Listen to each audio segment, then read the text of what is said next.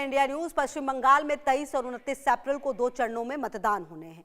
विधानसभा चुनाव से पहले बंगाल में टीएमसी को बड़ा झटका लगा है। पूर्व टेनिस खिलाड़ी लिएंडर पेस ने बीजेपी ज्वाइन कर लिया है। कोलकाता में बीजेपी के राष्ट्रीय अध्यक्ष नितिन नवीन से लिएंडर पेस की मुलाकात के बाद पेस के बीजेपी में शामिल होने की अटकलें काफी समय से लगाई जा रही थी। एक रिपोर्ट।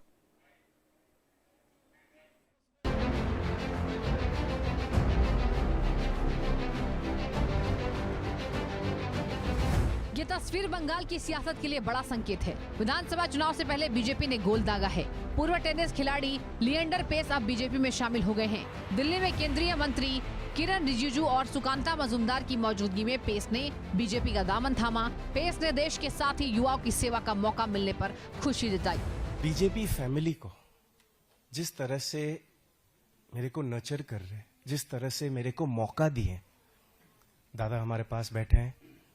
हमारा एक जिंदगी का हीरो जो है, जो मैं लुकअप करता हूं, हमारे पास बैठे हैं, किरण रिजिजू जी।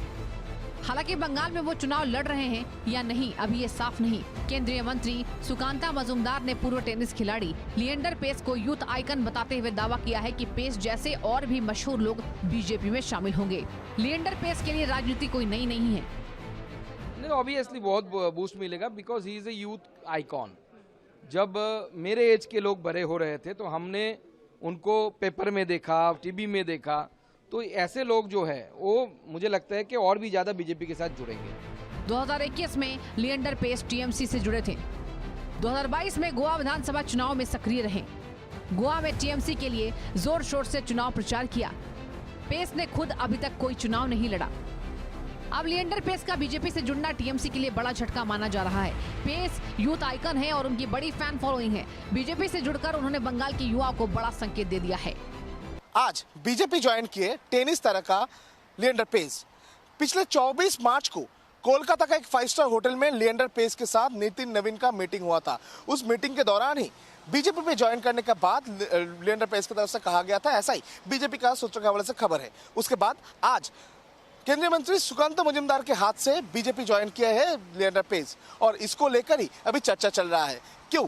कारण लिएंडर पेस इसके पहले टीएमसी का होकर चुनाव का कैंपेन भी किए थे।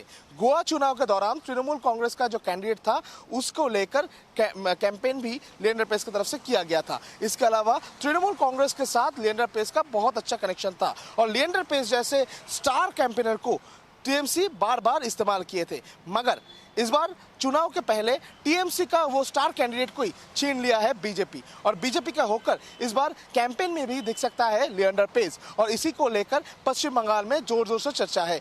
दूसरी तरफ अगर देखा जाए तो देश भर में जिस तरीके से बीजेपी की तरफ से देश का जो स्पोर्ट्स डिपार्टमेंट है, स्पोर्ट्स के साथ जो लोग जुड़े हुए हैं, उनको जिस तरीके से इकट्ठा करने का काम बीजेपी की तरफ से किया जा रहा है, उस पर ही नया एक संयोजन हुआ है लिएंडर पेस। लिएंडर पेस जैसे ये जो सेलिब्रिटी ये बीजेपी पे आना तो बीजेपी के लिए फायदा मानी होने जा रहा है। मगर दूसरी तरफ पश्चिम बंगाल चुनाव को सामने रखते हुए टीएमसी का एक स्टार कैंपेनर को बीजेपी में साइन करवाना बंगाल बीजेपी जो लीडर्स है उनके लिए भी एक बड़ा फायदा हो सकता है। एक उनको एक मौका भी दे सकता है कि इस बार चुनाव में लिएंडर पेस को सामने रखते हुए एक मुकाम सेट किया जाए। इसका नतीजा भी हो सकता है बीजेपी लीडर के लिए।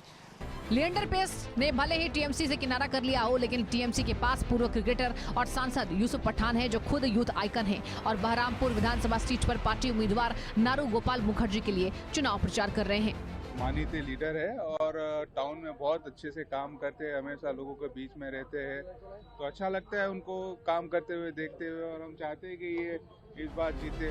बहरामपुर सीट से कांग्रेस के वरिष्ठ नेता अधीर रंजन चौधरी मैदान में हैं। विधानसभा क्षेत्र में चुनाव प्रचार के लिए निकले अधीर रंजन चौधरी मानते हैं कि वो चुनाव लड़ रहे हैं तो क्षेत्र में लोगों से मिलना जुलना तो पड़ेगा।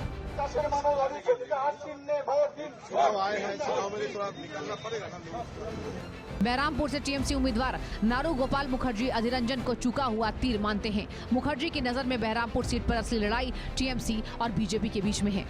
यहाँ जो इशू है बीजेपी और तृणमूल का, इसमें कांग्रेस और सीपीएम दोनों ही आज का डेट में वैल्यूलेस है। नंदीग्राम और भवानीपुर दोनों सीटों से मुख्यमंत्री ममता बनर्जी के खिलाफ चुनाव लड़ रहे बीजेपी उम्मीदवार और नेता प्रतिपक्ष शुवेंदु अधिकारी लगातार चुनाव प्रचार कर रहे हैं। महावीर जयंती पर महावीर मंदिर पहुंचे शुवेंदु अधिकारी ने पूजा अर्चना की है। मुझे मौका दिया, यहाँ का मंदिर कमेटी ने, ट्रस्ट कमेटी ने, पूरा जैन समाज ने, मैं प्रणाम किया, वंदन किया, आरती किया और इनका मंदिर का जो जितना भी श्रद्धालु था सबका साथ बहुत प्यार मोहब्बत से बात हुआ। शुवेंदु अधिकारी ने ममता सरकार पर मोबाइल फोन और लोकेशन तक ट्रैक करने का आरोप लगाया है। शुवेंदु अधिकारी ने राज्य सरकार पर सीआईडी का गलत इस्तेमाल करने का आरोप लगाया।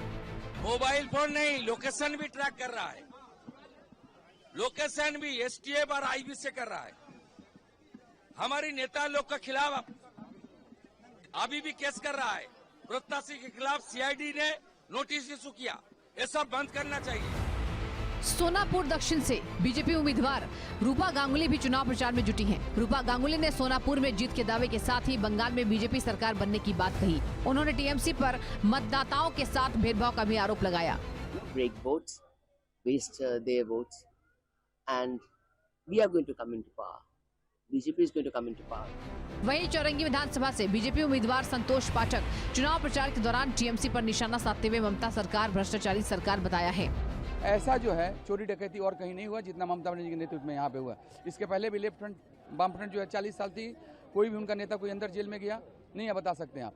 बहुत ईमानदार थे लोग, लेकिन इनके नेतृत्व में जो परिवर्तन हुआ था 2011 में, उसके वो 14 साल के अंदर आप लोगों ने सबने देखा कि टॉप टू बॉटम, नीचे से ऊपर तक जितने भी इनके नेता हैं वो हर जगह, वो चाहे हॉकर का पैसा हो, चाहे वो पार्किंग का पैसा हो या और भी जो है, वो सब लोग चोरी डकैती में लिप्त हैं। बंगाल में एक तरफ उम्मीदवार धुआंधार चुनाव प्रचार में जुटे हुए हैं, तो वहीं दूसरी ओर बड़े चेहरों का पार्टी बदलना भी जारी है। लिएंडर पेस के बीजेपी में शामिल होने से बीजेपी को कितना फायदा मिलता है, ये तो 4 मई को नतीजों के बाद पता चलेगा। लेकिन राजनीतिक विश्लेषकों का मानना है कि बंगाल ऐसा राज्य है जहाँ मशहूर हस्तियों के समर्थन का चुनावी नतीजों पर बहुत ज्यादा असर पड़ता है। Bureau report, India news.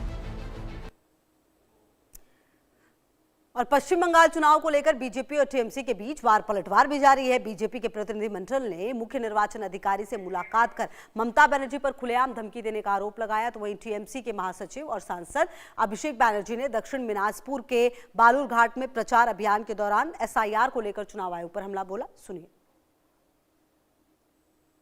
देखिए, मूल विषय था आज के दिन कि ममता बनर्जी जो प्रकाश में खुल के धमकी दे रही है, बोल रही है कि यदि जिस दिन मतगणना होगा उसके बाद तुम लोग को पोस्टर लगा के बोलना होगा हम बीजेपी समर्थक नहीं है। इसका मतलब हिंसा। बांग्लार मानुष जाते आगामी दिन तार मौलिक भोटाधिकार प्रयोग ना करते पारे एसआईआर एर माध्यमे आपनादेर भोटाधिकार केड़े नेওয়ারও চেষ্টা হয়েছে। কালকে আমার সভা ছিল পুরুলিয়াতে। আমি পুরুলিয়ায় সভা করাকালীন আমার কাছে খবর আসে।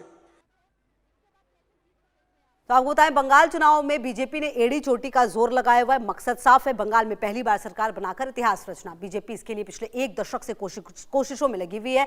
बंगाल में हर विधानसभा चुनाव में बीजेपी ने खुद को पहले से और मजबूत किया है और जमीनी पकड़ बनाई है। पिछले करीब 10 सालों में बीजेपी 0 सीट से 77 सीटों तक का सफर तय किया है इसने। ग्राफिक्स के जरिए भी समझिए कि साल दर साल ये जो स्थिति है वोट शेयर्स की और उसकी कैसे बदली है। 2011 में अगर आप बात करें तो सीट शून्य थी, बीजेपी जो वोट शेयर थे वो 4% थे। 2016 में आप देखिए 3 सीटें से और वोट शेयर हो गए 10%।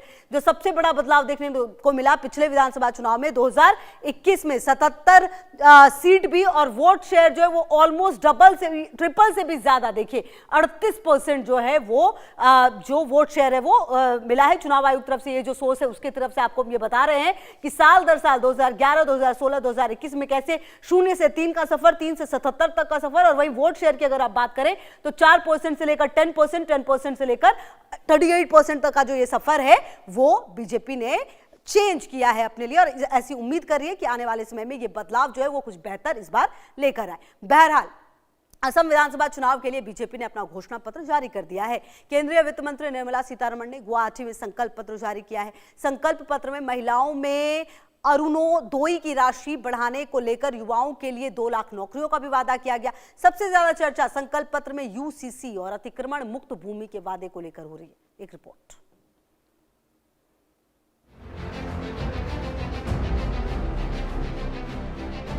असम विधानसभा चुनाव को लेकर बीजेपी ने अपना घोषणा पत्र जारी कर दिया है।